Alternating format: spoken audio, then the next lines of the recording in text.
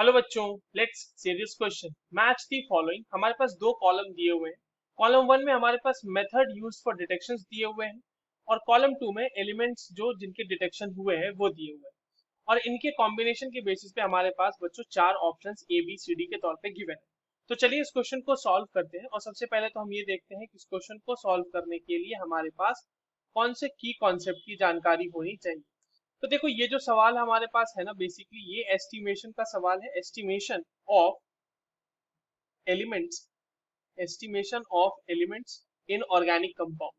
ठीक है, organic compound में हम लोग डिफरेंट मेथड्स यूज करते हैं अलग अलग एलिमेंट के एस्टिमेशन के लिए।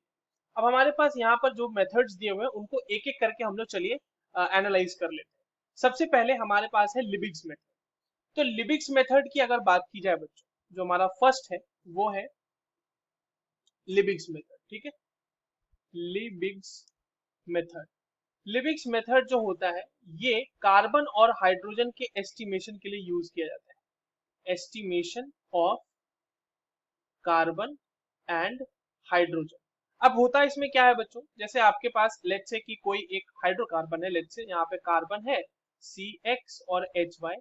तो इसको हम लोग हीट करते हैं कंबशन ट्यूब में 2X plus Y/2 copper oxide के प्रेजेंस में, और ये यहाँ से बनाता है XCO2 फॉर्म करेगा और इसके साथ साथ फॉर्म करेगा ये Y/2H2O और साथ में फॉर्म करेगा 2X plus Y/2 Cu copper. ठीक है, तो ये फॉर्मेशन होगी बच्चों इसमें। अब देखिए यहाँ पर जो आपके पास CO2 मिला है, इसे हम सोडा लाइम पर या फिर सोडा लाइम का यूज करते हुए या फिर हम KOH का यूज करते हुए इसको एब्जॉर्ब कर लेते हैं और उसमें जो मास चेंज होता है उसके बेसिस पे हम कार्बन का एस्टिमेशन कर लेते हैं। सिमिलरली अगर वाटर की बात की जाए तो वहां से हाइड्रोजन का एस्टिमेशन होता है, उसे हम अनहाइड्रस कैल्शियम क्लोराइड पे अब्जॉर्ब कर लेते हैं उसकी मदद से, और फिर जो मास में चेंज आता है उसकी मदद से हम हाइड्रोजन का एस्टिमेशन कर लेते हैं। तो ये हो गई लिबिग्स मेथड के बारे में बातें। दूसरा हमारा मेथड दिया हुआ है बच्चों, अगर ये लिबिग्स मेथड ए था बेसिकली, दूसरा हमारा दिया हुआ है डुमास मेथड। डुमास मेथड क्या है अब ये देखते हैं। Dumas method is for the estimation of nitrogen. यहाँ से क्या होता है बच्चों, हमारे पास एस्टिमेशन होता है नाइट्रोजन का, N2 का। ठीक है, या नाइट्रोजन लिख लेते हैं सिंपली। यहाँ पर देखिए क्या है कि आपके पास कोई भी अगर कंपाउंड है जो कि नाइट्रोजन कंटेनिंग कंपाउंड है, लेट्स से वहां पर Z, इस तरह से NZ है उस कंपाउंड में, तो फिर से अगेन सिमिलरली जैसे लिबिक्स मेथड में हमने किया, कंबशन ट्यूब में उसको हीट किया, तो यहाँ पर भी कंबशन ट्यूब में ही हीट करेंगे उसे हम, और साथ ही यहाँ पर हमारे पास निकल जाएगा XCO2 प्लस Y/2H2O प्लस जो Z/2N2 है मिलेगा आपको यहाँ पर, और साथ ही मिलेगा 2X प्लस Y/2 कॉपर। अब देखिए फिर से अनहाइड्रस कैल्शियम क्लोराइड से तो वाटर अब्जॉर्ब हो जाएगा और सोडा लाइम में ये अब्जॉर्ब हो जाएगा, बट ये जो नाइट्रोजन रहेगा ये इसको कलेक्ट किया जाता है, collected collected over over KOH solution, और उसके बाद जो वहां पर वॉल्यूम चेंज होता है उसकी मदद से हम फिर नाइट्रोजन का एस्टिमेशन कर सकते हैं। तो दो मेथड्स हमने देख ली, लिबिग्स मेथड्स और टुमास मेथड। अगला मेथड जो हमारे पास गिवन है बच्चों क्वेश्चन में वो है केरियस मेथड।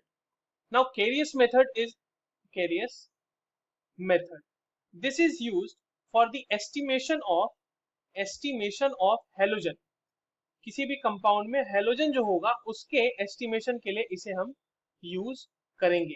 देखिए यहाँ पे क्या होता है कि आपके पास जो ऑर्गेनिक कंपाउंड होता है, ऑर्गेनिक कंपाउंड होता है उसे हम ट्रीट करते हैं फ्यूमिंग HNO3 के साथ, फ्यूमिंग HNO3 के साथ उसको ट्रीट करते हैं in presence of silver nitrate.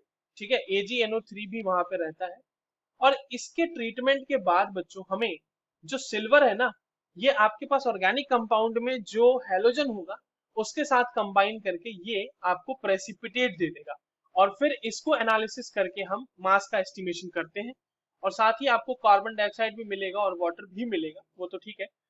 इसका एस्टिमेशन करते हैं हम यहाँ पर halogen, estimated estimated for halogen इसका।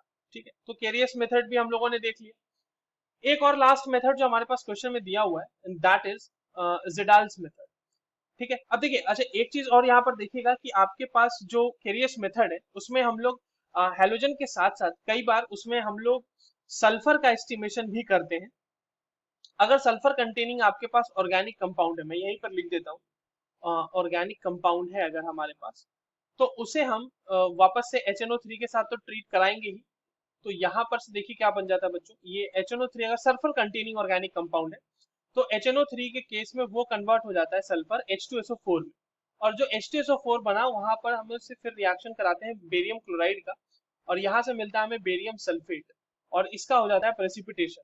तो इसके एस्टिमेशन से हम सल्फर के कंटेंट को भी फाइंड आउट कर सकते हैं। तो ये हो गई बात। अब एक हमारे लास्ट क्या बच रहा था बच्चों, दैट वाज जिडाल्स मेथड, देख लेते हैं उसे भी। जिडाल्स मेथड जो है ये भी एक मेथड है फॉर एस्टिमेशन ऑफ नाइट्रोजन। यहां से भी नाइट्रोजन का ही एस्टिमेशन होता है। ठीक है, अब देखिए ऑर्गेनिक कंपाउंड है आपके पास कोई भी ऑर्गेनिक कंपाउंड, उसका सबसे पहले तो रिएक्शन H2SO4 कॉन्सेंट्रेटेड H2SO4 के प्रेजेंस में उसको हीट किया जाता है, वहां से वो चेंज होता है अमोनियम सल्फेट। नाउ ये अमोनियम सल्फेट का ट्रीटमेंट हम कराते हैं NH4 होल ट्वाइस SO4 का ट्रीटमेंट हम कराते हैं NaOH के साथ, और यहां से बच्चों हम फॉर्म करते हैं ammonia gas 2NH3 plus Na2SO4 plus 2H2। अब ये जो अमोनिया मिला है इसे वापस से हम लोग HNO जो अमोनिया मिला है उसका रिएक्शन हम लोग उसको पास करते हैं H2SO4 के ऊपर, ताकि वापस से वो हमारे पास अमोनियम सल्फेट बना दे। और फिर से इस अमोनियम सल्फेट को एनालाइज करके हम नाइट्रोजन के मास को कैलकुलेट करते हैं कि कितना नाइट्रोजन हमारे पास ऑर्गेनिक कंपाउंड में प्रेजेंट था। तो ये हम लोग पूरा मेथड यूज करते हैं।